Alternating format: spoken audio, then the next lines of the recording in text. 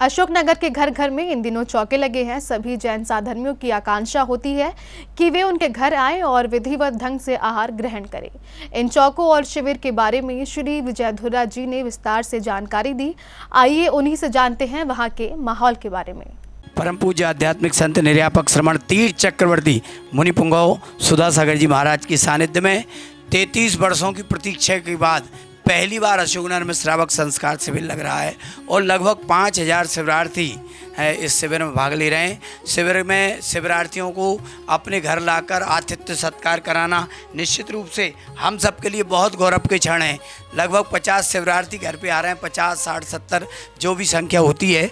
और हम ऊपर नीचे एक स्थान इतना बड़ा नहीं है मेरे घर में, मैं विजय धुर्रा हाँ सच बोल रहा हूँ कि एक साथ 50-75 लोगों को बैठाएं, आगे पीछे ऊपर नीचे चौथी मंजिल तक सारे शिविरार्थियों को हम यहाँ बैठाल कर आतिथ्य सत्कार करा रहे हैं। इन अतिथियों के साथ मैंने कई शिविरार्थियों के साथ पिछले 20-30 वर्ष व्यतीत किए हैं।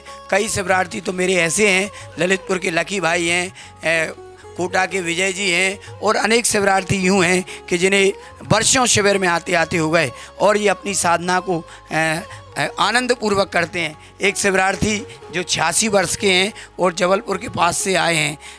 एक शिविरार्थी जी 86 वर्ष के थे, उन्हें आपने सबने मंच पर देखा हुआ, लेकिन ये शिविरार्थी ऐसे अपनी साधना में इस तरह से लीन है कि इन्हें कोई मतलब नहीं है। हम बहुत आनंदित हैं। मैं धुर्रा परिवार से विजय धुर्रा शिविर संयोजक और अशोकनगर जैन समाज के सेक्रेटरी होने का मुझे गौरव प्राप्त हुआ। जब ये अशोकनगर में यहाँ चातुर्मास हो रहा है, पूरा परिवार हम सब पांचों भाई, पवन जी, देवेंद्र भाई, हमारी बहू प्रिया, सभी लगे हुए हैं और बहुत भक्ति भाव से ये सब शिविर के कार्य में इस तरह से तल्लीन हैं जैसे कि अपने मेहमानों को, शादी में मेहमानबाजी होती है इसी तरह से घर के लोग ही थाली उठा रहे हैं, घर के लोग ही परोसगारी कर रहे हैं। घर के सदस्यों को एक चीज़ मैंने आगरा में देखी थी बैनाला जी के यहाँ, जब 1998 में हम एक पंचगणक महोत्सव के बाद आगरा पहुँचे तो पूरी की पूरी बस बैनाला जी के घर गई और कोठी से 20 नौकरों को उनने बाहर किया। दादा भाई स्वयं निरंजन लाल जी, उनके बेटे मुकेश, राकेश और पीएल साहब के साथ साथ एमएल साहब, उनने सारे वॉलंटियर्स को परसाई कराई। तब मेरे को समझ में आया कि अपने घर में किसी भी नौकर को परसाई के लिए नहीं रखना। और वही प्रसंग आज यहाँ श्रावक संस्कार शिविर में हम सब लोग फॉलो कर रहे हैं। मैं भाई से भी पूछना चाहूँगा कि ये सब देखकर तुम्हें कैसा लग रहा है? हाँ, बहुत आनंद महसूस हो रहा है। मेरा तो सिर्फ पहला शिविर जब मैंने कोटा में किया था, जब लोग 50-50 शिविरार्थी वहाँ पर घर पे ले जा रहे थे, तब मेरा सिर्फ एक ही सपना था जब गुरुजी आएंगे तो अपन भी 50-50, 100-100 शिविरार्थियों को भोजन कराएंगे। यही सौभाग्य सबसे बड़ा होता है। गुरुजी के ये आहारचर्या जो जिस तरह से मुनियों की चर्या होती है, मुनि लोगों की चर्या होती है, उसी तरह से ये चर्या होती है और ये बहुत ही संस्कारवान कार्यक्रम होता है और ये बहुत तपस्या करते हैं। इनको भोजन कराना मतलब एक मुनियों को भोजन कराने जैसा मानते हैं। गुरुजी बोलते हैं हमेशा आप एक श्रावक को, संस्कार श्रावक में एक श्रावक को भोजन कराओ तो और 100 कराओ तो भी मतलब कम नहीं रहता। ये कुल मिला के ये रहता है कि सारा पुण्य यहीं खींचने का रहता है। और हमने सारा अपना पूजा पाठ, अभिषेक सब छोड़ के, प्रवचन छोड़ के सारे इसमें ही लगे। हमको इसी में इतना आनंद आ रहा है। यही हमारी पूजा पाठ हो रही है। जय जिनेन्द्र।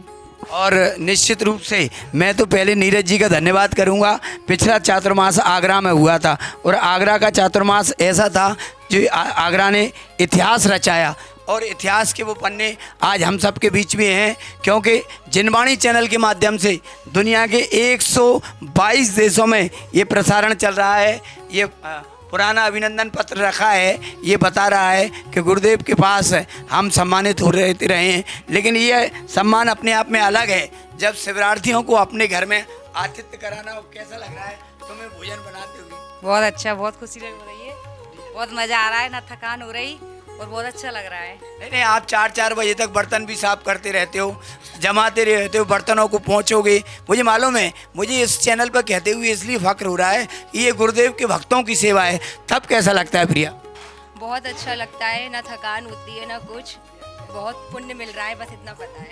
और निश्चित रूप से जिनवाणी चैनल पूरी दुनिया को संस्कार शिविर के इस अभूतपूर्व और अलौकिक समारोह को लगातार प्रसारित कर रहा है। जैसा कि आपने कल देखा था 12,000 दीपों से महाआरती थी, वह जिनवाणी चैनल के दुनिया भर के दर्शकों ने देखी।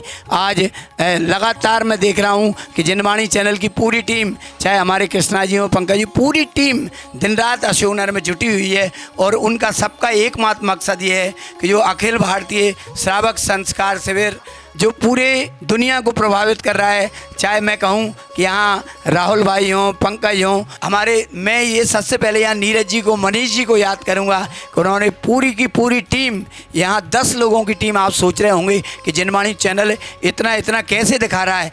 10 कैमरामैन यहाँ 24 घंटे इस अखिल भारतीय श्रावक संस्कार शिविर को कवर करने के लिए लगे हुए हैं। और मैं एक विशेष सूचना फोकस के माध्यम से आपको देना चाहता हूँ। 5 तारीख को भारत सरकार के लोकसभा के अध्यक्ष श्री ओम बिरला जी का 5 तारीख को प्रातः 8:30 बजे अशोकनगर में आगमन हो रहा है। वह 8:30 पौने 9 बजे सुधा में सभा मंडप स्टेशन रोड पर पधारेंगे, जहां सभा को संबोधित करेंगे और इसके बाद पूरे कार्यक्रम में सम्मिलित होकर शिवरार्थियों को जय जयंत करेंगे। पूज्यवर से उनकी विशेष चर्चा भी होगी। जैन फोकस के माध्यम से दुनिया भर के भक्त सुने। अशोकनगर में 5 तारीख को लोकसभा अध्यक्ष ओम बिरला जी का हम अभिनंदन करेंगे। धन्यवाद। जय जयंत।